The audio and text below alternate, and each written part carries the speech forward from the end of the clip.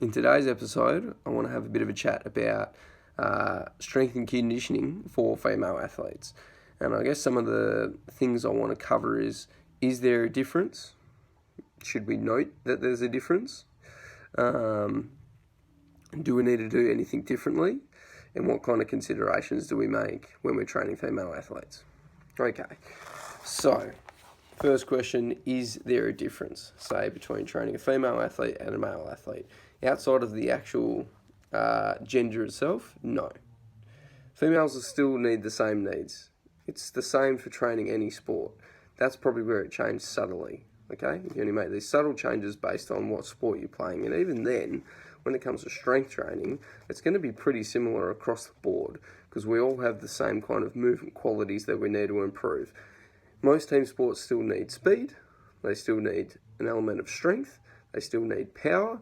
You need flexibility and mobility, and you need a level of fitness or conditioning. Conditioning is probably where it differs the most between sports, and that's probably where you need to get a little bit more specific in regards to the needs for that sport.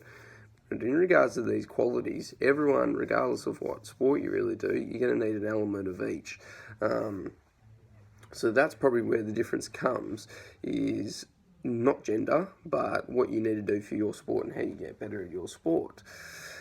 Alrighty.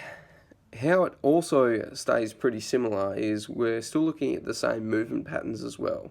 So we've got kind of like our major kind of movement patterns: your squat, your hinge, your single leg movements, your push and your pull.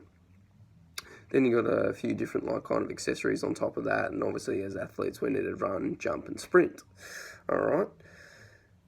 Something that kind of frustrates me a little bit in regards to the conversation of training female athletes is when some people start discussing, they're not allowed to lift heavy. Yeah, they have to lift girl weights and they have to do girl push-ups. This is BS. Like, I'm not having it anymore. Hey, like, girls can be extremely strong. They can move extremely well. I don't see why we have to put them in this corner. I won't even go down the road of, getting too bulky, lifting heavy weights. Like, why can't we just be real and just accept the fact that they can be incredibly strong human beings? They can perform at a very high level.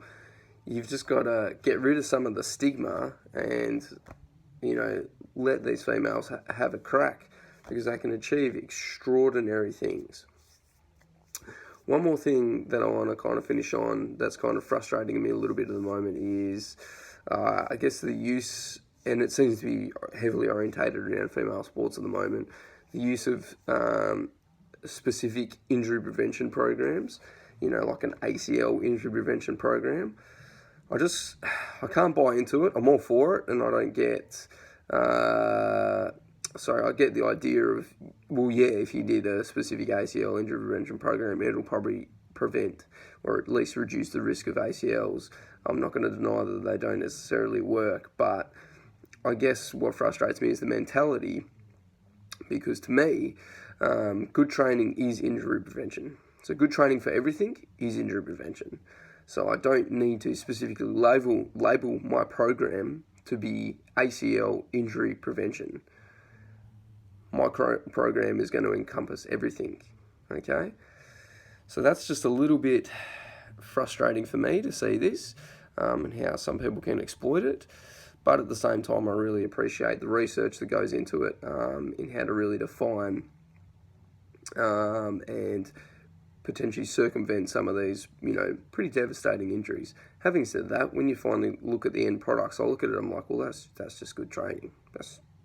That's just a good training session. I don't really see how it's specific to ACL. You're probably going to prevent a lot of injuries doing that. So why don't we just step back and be like, hey, what's good training?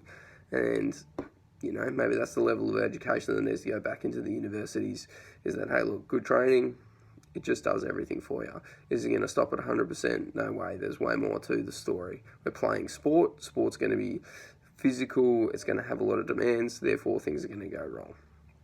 Anyway, thanks for that, guys. That's my kind of first part on this conversation. I wouldn't mind delving a little bit deeper into some of the specifics, potentially about female athletes. It's great to be back, and I'll see you next time. Cheers.